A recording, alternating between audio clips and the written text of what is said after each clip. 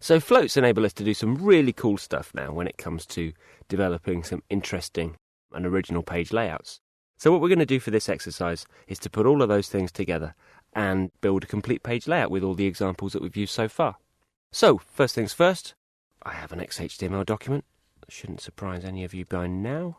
And this particular document has a number of extra elements that have been added. First of all, the page is wrapped in a container which surrounds all of the content on the page.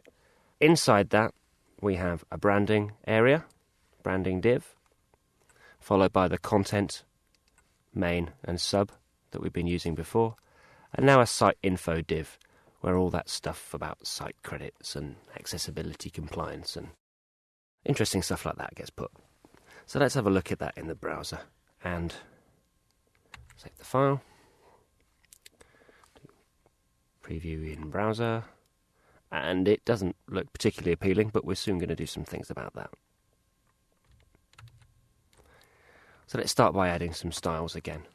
First thing I'm going to do, as usual, is to add some styling for the body.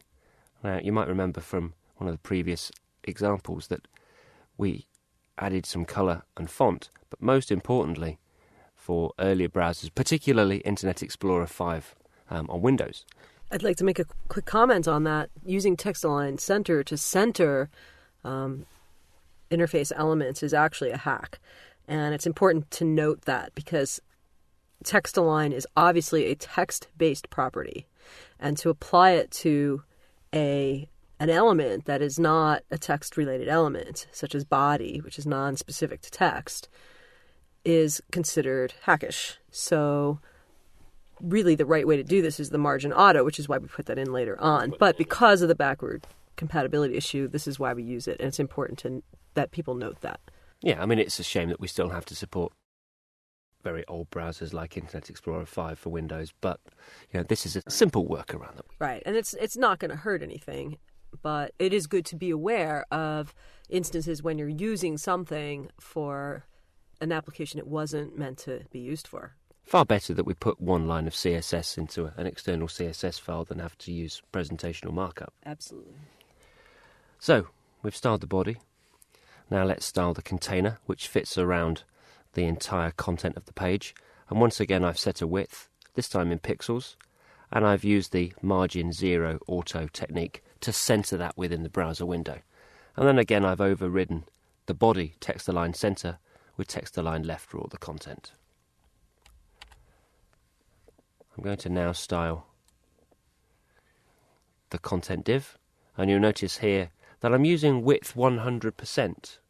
Now, of course, I could, as the content div fills the entire width of the container, I could have set it at 780 pixels. I was choosing this particular instance to use percentages, because it's always going to be 100% is 780 pixels. If I want to change the width of a layout, I only have to change it in one place, rather than in multiple rules across a style sheet. I've added a background colour and the overflow auto trick that we talked about in the last exercise. So before we move any further, let's just check that this is working okay. So we're going to flick over into Firefox and do a refresh, and it's starting to come together.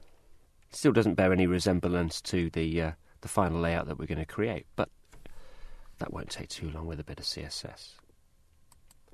Now we're going to style the content main area, remembering that we have our float and our width that's been set. Again, this could be in fixed pixel widths, it can be in percentages. And again, I've added a background colour. Now, something for the supplementary content. This time floating it left.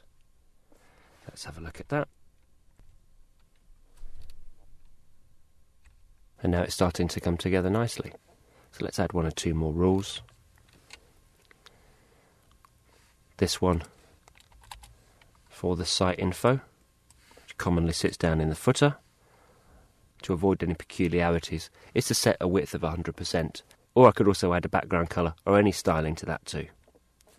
Last thing to do is to tidy up the padding and margin on the paragraphs.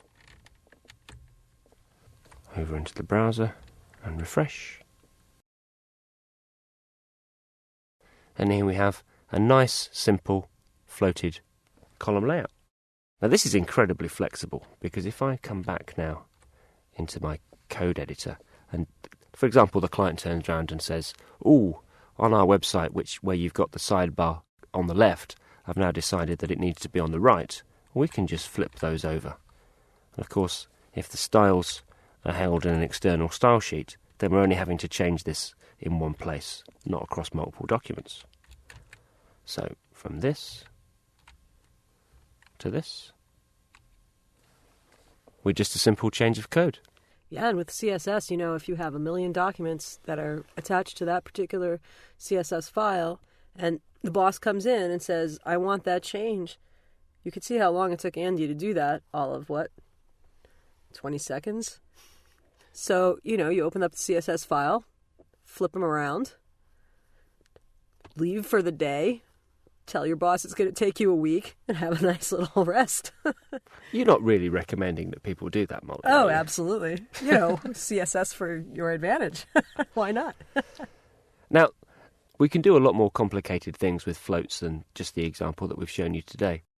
There will be some more examples of different techniques, for example, using background colours with floats and background images with floats, including ensuring that the background of a div goes all the way to the bottom of the content. So we're going to put some of those resources for you in the bookmarks.html file, and I hope you have some great fun with floats.